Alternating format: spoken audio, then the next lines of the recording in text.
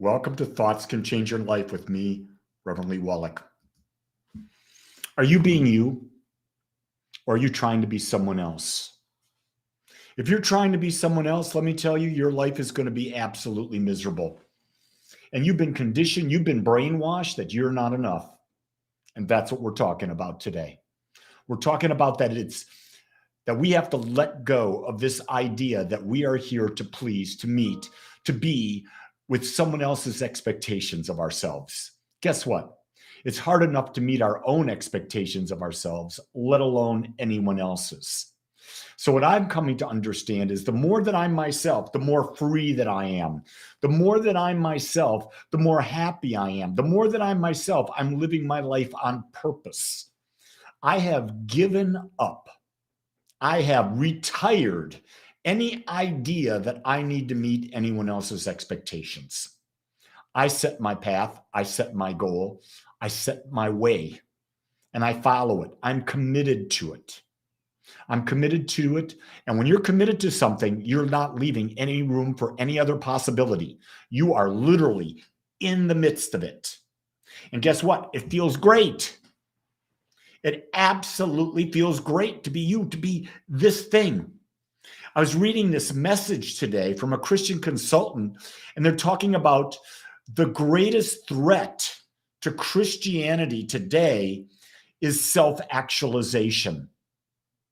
Think about that. The greatest threat to Christianity today in the minds of these ministers is self-actualization, because people are now looking to be self-actualized instead of turning to Jesus to be their source. Jesus to be the way. Isn't that interesting? So the idea, this is a direct conflict between the East and the West, because the East teaches self-actualization. What does self-actualization means? It means to realize that you're infinite, to realize that you're part of the one, to realize that you are here to experience and to express life as only you can. You have an infinite nature, but you're not alone. You're part of all that is. And this is what I think they're missing. Because in order for Christianity, the way it is set up today, you've got to have the intermediary of Jesus to get to the Father. And Jesus never said that. Jesus said, I am the way. He taught you a way. And what's the way? It is done unto you as you believe. Very simply, it's done unto you as you believe. Create your beliefs, really believe them, and that will be the demonstration in your life. How simple is that? You don't need to go to church. Here I am, a minister, and I'm saying, you don't need to go to church. You don't need to go to church. Here's the only reason to go to church: to be with like-minded people, to be supported, to be challenged. That's the reason to be with like-minded people. That's the only reason we do Agape Center's Sunday celebration, is to be with people. That's why we do all of the events we do, is so that people can come together, so we can be supported to self-actualize, to discover how great we are. That's why it's so important. We got to just stop trying to be something we're not. Be yourself, and then let yourself unfold. That's what you want to do. You want to let yourself unfold, because only you know. Well, Bennett, that's not a very good move on your part. Why'd you plan on leaving at 5 a.m.? Just saying, dude. Plan a little bit. You could have been a part of Agape. You'd have loved it. Why? Because we got a great energy. Dee Dee loves Agape. Dee Dee just loves the energy. That's what people love. Do you get it? It's not Agape. It's not Lee Wolak. It's the energy that you associate with Agape, that you associate with Lee Wolak, but it's not me, the man. Does that make sense? I'm an energy expressing infinite intelligence uniquely as me. And when I do that, my energy either attracts to me or repels from me. I'm trying to open my energy more and more and more, so people are attracted. But you know what? I can't be attached to that. Do you know why? Because people are of different energies. And I can love everyone like you can love everyone, because love means what, gang? To accept. I can accept everyone where they are. Here's the key. We're a vibration. We're a frequency. We're energy. And the vibration and frequency that we are will resonate with similar frequencies. It will not resonate with frequencies that are too far apart. So here's the key. You can love everyone, but it doesn't mean you're going to like everyone. And when you get that, you realize, okay, I just use my time. I decide, where do I put my time? Who do I invest time with?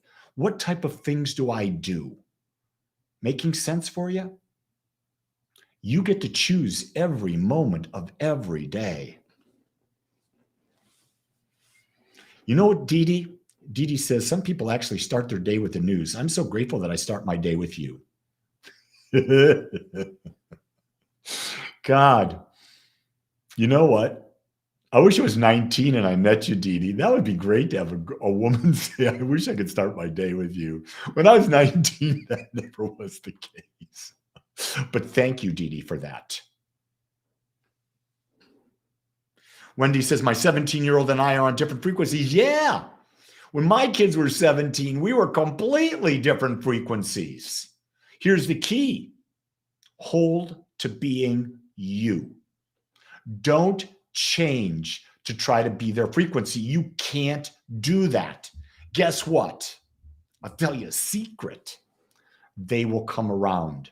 It just takes time.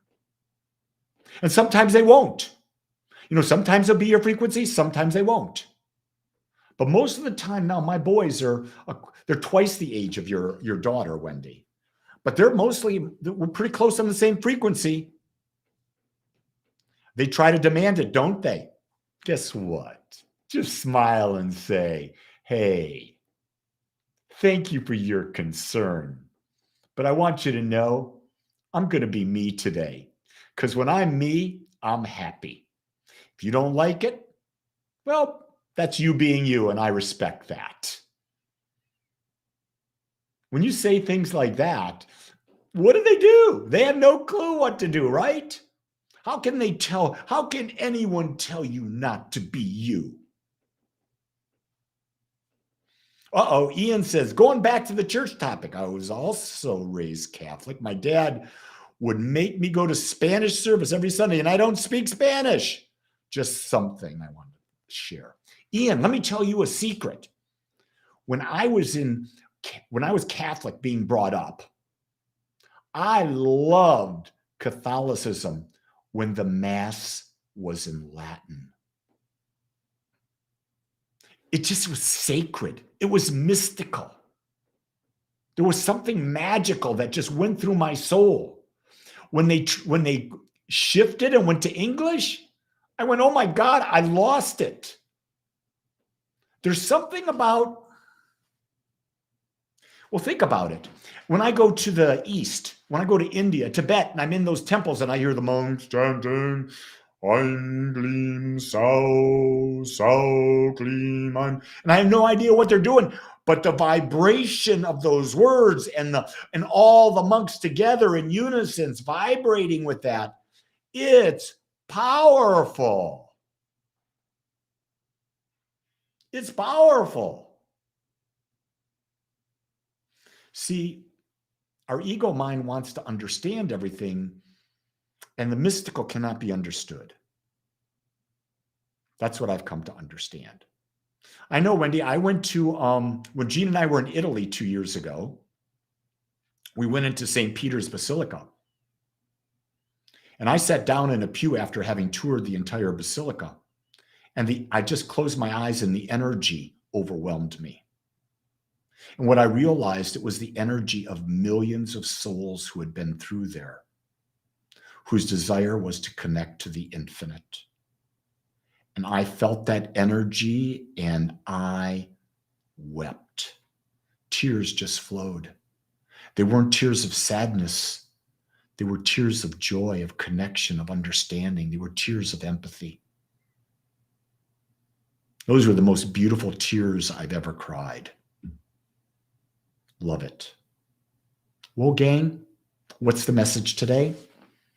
Friggin' A, be you. Stop trying to be someone else. Be you. Hey, if you're in Dallas, Fort Worth, we got in person tomorrow. If you're lucky, Wendy will take your picture because she's a great photographer. So anyway, I want you to know I love you just the way you are. Be you. Have a great day, everyone. Aloha.